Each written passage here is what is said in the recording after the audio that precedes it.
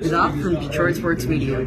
So as you're in that 1984 World Series, what's going through your mind every time you step up to the plate? Well, I'll tell you what went through my mind the very first time I sat behind home plate in Game 1 was that if we don't win at all, we don't win this World Series, this great year that we just had, will have all been for nothing. I mean, I just mentioned that we started the season 35-5, won our first 17 games on the road. We're wire to wire from that point all the way to the start of the World Series in first place. But if you don't win at all, if you're not a champion, everybody forgets about you, forgets about all the things you accomplished up there. So my big concern is we were going to finish the deal, and even though I had a lot of confidence in our team, you just really never know how things are going to turn out.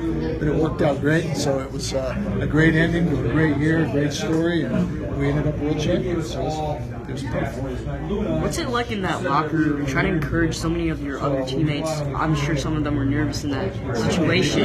How did you do it? Well, you know, the great thing about the team that I played on is we all pumped each other in. We all held each other accountable. We all pushed one another to be actually better than we thought we could be. And I think that's why we had such a great season. I think once we started the season out the way that we did, we felt like that we were definitely a championship caliber team, and we weren't going to let anything stand in our way.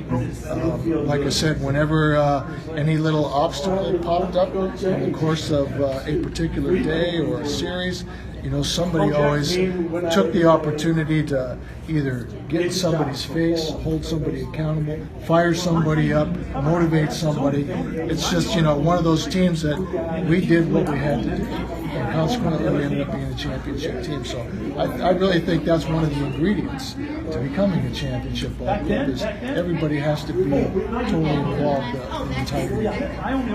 Now you talk about that. What would you say to these 2019 Tigers about that, as they're struggling a little bit right now? You know, it's winning's not easy, I can tell you that. As good as we were in 1984, that's the only time that we won a world championship. I thought we'd probably win 2 or 3 after that. It's very difficult, number one, to get into the playoffs. It's even more difficult nowadays to get into the World Series and win it all, with all the wild card teams and how long the playoffs last. This is a young ball club that's on the rebuilding process. Our entire organization is. They've got some very talented guys. It's going to take time for everybody to come together. That's what happened with us. We all grew up in the minor leagues together, or quite a few of us. And once we got here, it took a few years for us to kind of gel and get things together. And that's what's going on here. I mean, the great thing about the Detroit Tigers right now is it could happen that fast. They could, you know, we've got some talented guys in the minor leagues, some young pitchers that are knocking on the door, so a couple of young players that might find their way up here. But there's a ton of talent on the Tigers right now. It just has to all start to come together and work together as a unit. And I know Ron Gardner and his staff have done a great job of trying to shape and mold these guys. So I anticipate that that'll happen probably sooner than people might realize. They're heading in the right direction.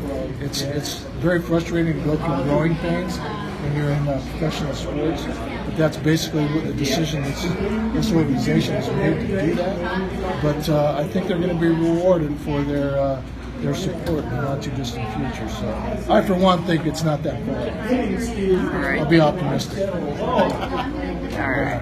Thank you so much for not from the global community.